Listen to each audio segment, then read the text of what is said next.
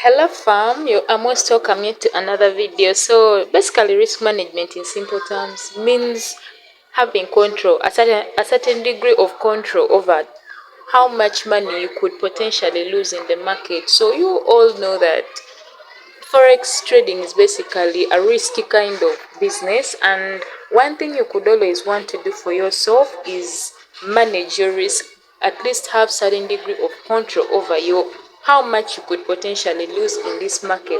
So today I'll be talking about the top 5 risk management tools that you could use in your trading. Okay, if you're new or you have been using some of them or you haven't been using some of them, you shall be getting to know. And I'll start off with our number 5. So our number 5 is the demo account. A demo account in simple terms is an account that is given to you with virtual funds, meaning virtual funds, meaning it's not real money. Like you could trade, you could practice your strategies over there, but you cannot withdraw any profits that you have made on that particular account. So basically they could give you as much money as you, depending on the broker you use. Okay, so like for instance in this MetaTrader 4, this is my Exness demo account. As you can see, I was given 100,000 US dollars. So this helps you practice with it, but you can never withdraw this money from here. So what you should do, if you are completely new to trading and you have at least learned the basics, a few strategies here and there, and you want to practice, you need to come to demo account. Okay, you can't miss that stage. Everyone has to go through that demo account. But one thing I should also stress out is that you shouldn't stay in that stage for too long, because the real account is the one that actually teaches you the psychology, which is the most important. But I don't advise you to jump into the live account so soon. Okay, at least be on the demo for even 6 months. It's okay, just be there and just learn. Okay, 6 months, be there. You could even have a real account plus a demo account. So that's it. You could just practice there, look around there, gain more confidence, and then you could now start depositing real money to start trading on the real account. Okay, so that's the first tool you should always incorporate. Okay, the next is the economic calendar. Economic calendar, I think I have even ranked it low, because anyway we shall see. The economic calendar is basically a calendar of news. One thing you should know is that the forex market has news that it's usually displayed here and there, like each and every day or any big event, just basically that. So the calendar is designed in a way that the entire year you could see the news that will be said, that will be out even for the next, like for the next week. You can actually know. So how do you get to know that? You actually come on your Chrome browser on your phone. Just come. What I would advise is that when you wake up every morning, before you even start analyzing, the first thing you need to look at is the economic calendar. Okay, so for it, in most cases I use this Forex Factory because it is more precise. Okay, you can just get a whole lot of stuff. So Forex Factory, you just tap there, and so for me it popped up already because I've been using it. So today is Monday, as you can see. So the thing you realize, it brings you that the time, the day, first of all, Monday December 2nd, and then the time, the pairs, and then the news, like the heading of the news of that time. So as you can see, realize there is yellow, orange here. So these colors have meaning. The yellow is for the low impact news, the orange is for the moderate impact news, whereas the red is the high impact news. So you want to look out for mostly the high impact news. So like for instance, today the day is about to end, and we are having news at 6 p.m. on USD. Like USD pairs will be having news, so you need to watch out. And then the major news anyway mostly is NFP, which is normally the very first Friday of every month.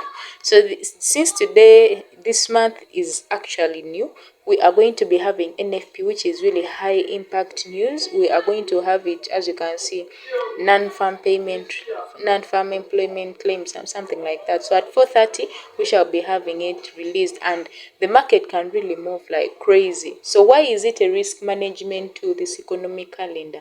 It's because whenever these news are released, they have a high impact on the market. Despite how good your strategy is, if news are released, trust me, it can go the other way, and it goes really fast. Okay, So if you're having a small account, even if you're having a big account, it can be swept out in a minute, even in a second, guys. So that's why having this tool, having to analyze this news here, having to know that, okay, at this time we're having high impact news, I should get out of the market. It will keep you away from losing a lot and a lot of money. Okay, many people can gamble here and there, but I wouldn't advise you to trade news if you're completely new. You need to go into the fundamentals, understand the news, and maybe trade the aftermath, but not when the news is actually released immediately. That is too risky. Okay, that is too risky. So that is our risk management number 2. So our number 3 are having the risk to reward ratio. So what do I mean by risk to reward ratio? So you should never risk more than what you're going to earn. Okay, that is what this risk to reward ratio basically means. So the ratio, it's a ratio that compares the potential profits to the amount you're risking. So like, for instance, when you have like analyzed your trade and you're like, okay, I expect it to buy. Obviously, it can never be 100%. To expect losses as well. But then this risk to reward ratio, how much are you willing to lose at the back of your mind? Fine, you have let's say $100 account, and then you're like, I expect to have to have a profit of $10 at the end of the day. But it can never be that easy, like that obvious. At times anything can happen, and you find that your strategy goes like your setup goes against you. So what is important is that you need to cater for that, and you need to set, this comes along with how you're going to set your stop losses and take profit. Your stop loss should be like, your take profit should be twice your stop loss. The number of pips, like for instance, this is what I'm having. As you can see, the blue is bigger than this gray color. That means this one I was dealing with a risk to reward ratio of about 3-1. So I was expecting to win 3 times more than 1 time which I would lose. So even if I lost, I still have my money. Like, not all my money is being lost. Okay, that is the goal. That is the goal, securing and trying to keep our account. So you need to survive longer in the market for you to win. You don't need to put there and you're losing every now and then. Every trade you're entering, you're losing all your money. That is not cool. Okay, and that is why we need to master. You need to understand what are you risking and how much are you gaining from that particular market. So if you're watching up to now and you haven't subscribed, guy, what are you doing? What are you doing? Please subscribe. Okay, so our number 2 we are having is the position sizing calculator. That is an important tool which I personally want to talk about it in another video in detail. Okay, but it is a risk management tool that it is very, very important. So what is a risk? What is it about anyway? So this position sizing calculator just tells you you don't need to risk your entire account. So you're having $100, you don't need to place like full margin, go in full margin. If you are having risk management, you need to risk what you can afford to lose, and that comes in with understanding the number of pips you're going to gain, understanding the number of pips you're going to lose, and very importantly, the pips, the lot size you are going to place. So for instance, you could say that for me, for every particular trade I will be placing, I will be risking 1% of my account. Okay, so if you're having $100, that's how much is that? About $1 or 10? About $1. So every other trade that I want to place, I'm going to risk this particular amount of money. So you need to understand, for how am I going to maintain? How am I going to maintain that I only lose 1%? This is where the position sizing comes in.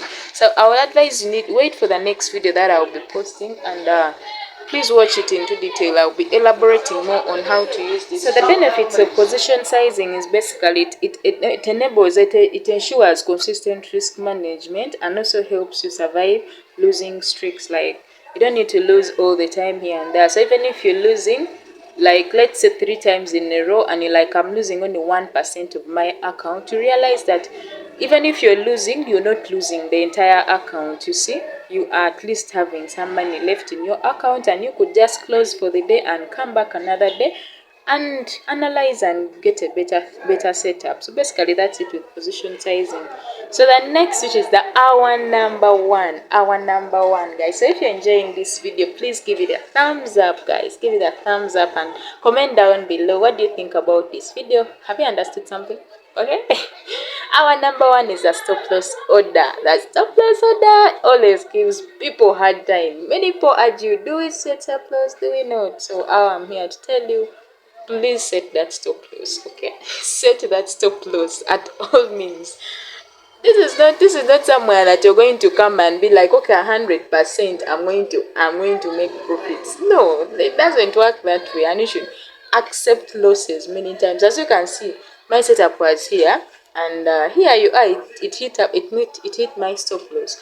But then what is good is that this stop loss order automatically eliminates or automatically closes your trade when the price hits your set level.